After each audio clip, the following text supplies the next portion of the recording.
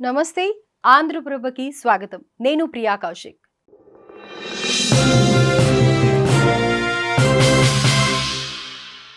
భారతమాత పొత్తిళ్లలో రక్తాన్ని చిందించడమే లక్ష్యంగా అనేక ఉగ్రదాడులు జరిగాయి, ఇంకా జరుగుతూనే ఉన్నాయి. ఇటీవల పహల్గాంలో జరిగిన మారణకాండకు కారణమైన ముష్కరులంతా జైషే మహమ్మద్ ఉగ్రవాద సంస్థకు చెందిన వారే. ఈ సంస్థతో పాటు లష్కరే తోయిబా వంటి పలు ఉగ్ర సంస్థలు ఎన్నిటికో పుట్టినిల్లు పాకిస్తాన్. దీన్ని బట్టే అర్థం చేసుకోవచ్చు పాక్ ప్రభుత్వమే ఉగ్రవాదాన్ని పెంచి పోషిస్తుందన్నది. ఈ విషయాన్ని భారత్ ఎన్నిసార్లు ముక్త కంఠంతో చెప్పినప్పటికీ కొన్ని దేశాలకు కనిపించడం లేదు.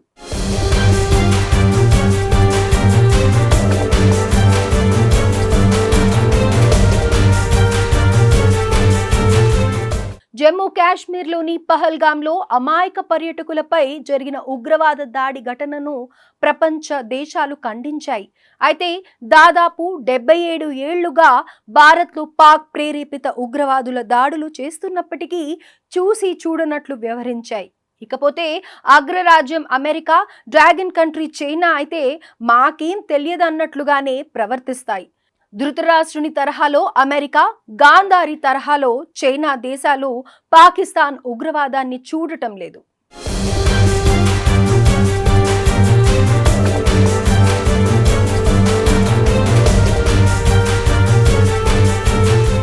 ప్రపంచంలో ఎక్కడా ఈ విధంగా పాక్ ఉగ్రవాదాన్ని ప్రోత్సహిస్తుందన్న బహిరంగ రహస్యం ముష్కర మూకకు ఆశ్రయాన్ని కల్పించడమే కాదు, వారికి కావలసిన నిధులు సైతం సమకూర్చి పెడుతుంది. హై సెక్యూరిటీతో రక్షణ కల్పిస్తుంది. ఈ విషయం తెలిసి కూడా గతంలో ఎన్నోసార్లు పాకిస్తాన్కు అమెరికా గుడ్డిగా మద్దతు ఇచ్చింది. అందుకుగాను పాక్ నుంచి అగ్రరాజ్యానికి నిధులు వెళ్లేవి. పాకిస్తాన్ ఉగ్రవాదాన్ని అమెరికా ఏనాడూ ఖండించలేదు. కానీ తమ దేశంలోని న్యూయార్క్, వాషింగ్టన్లపై ఉగ్రవాద దాడులు జరిగినప్పుడు నిద్రలేచింది. కానీ అది అప్పటి వరకే. ఆ తర్వాత మళ్ళీ పాకిస్తాన్ చేసే ఉగ్ర కార్యకలాపాలను చూసి చూడనట్లుగా వదిలేస్తుంది.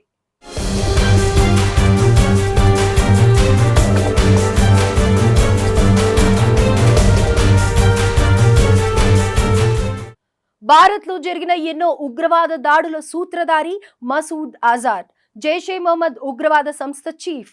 అతని భారత్తో పాటు అమెరికా కూడా ఇంటర్నేషనల్ టెర్రరిస్ట్ గా ప్రకటించింది.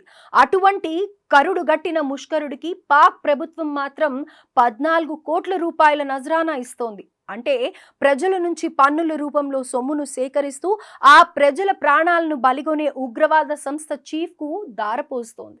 అంతేకాదు, ఇటీవల భారత్ చేపట్టిన ఆపరేషన్ సింధూర్లో భాగంగా మసూద్ అజర్ కుటుంబ సభ్యులు చనిపోతే పాక్ ఆర్మీ దగ్గరుండి వారి అంత్యక్రియలను నిర్వహించింది. ఇంతకన్నా పాక్ ఉగ్రవాదులను పోషిస్తుందనడానికి వేరే నిదర్శనం కావాలా? అయితే పాక్ చేతులన్నీ తెలిసినప్పటికీ కొన్ని దేశాలు మాత్రం ఇప్పటికీ ఆ దేశానికి అణ్వస్త్ర తయారీలో సహకరించడంతో పాటు ఆయుధాలను సైతం సప్లై చేస్తుండటం గమనార్హం.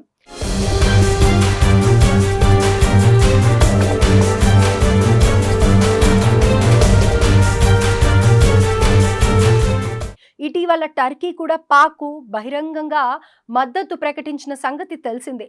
టర్కీ మిలిటరీ పరికరాలకు మార్కెట్ అవుతుందన్న ఆశతో పాకిస్తాన్కు సపోర్ట్ చేస్తుంది. ఈ క్రమంలో IMF రుణాన్ని ఇప్పించేందుకు కూడా టర్కీ చాలా కష్టపడింది. మరోవైపు వెస్టర్న్ మీడియా మొదటి నుంచి భారత్పై బురద జల్లే ప్రయత్నాలు చేస్తోంది. అంతేకాదు, పాకిస్తాన్కు మద్దతుగా ఇండియాకు వ్యతిరేకంగా పలు ప్రచారాలను నిర్వహిస్తోంది. పాకిస్తాన్పై భారత్ నిరాధార ఆరోపణలు చేస్తుందని, దుష్ప్రచారాలు చేస్తుందని చెబుతోంది.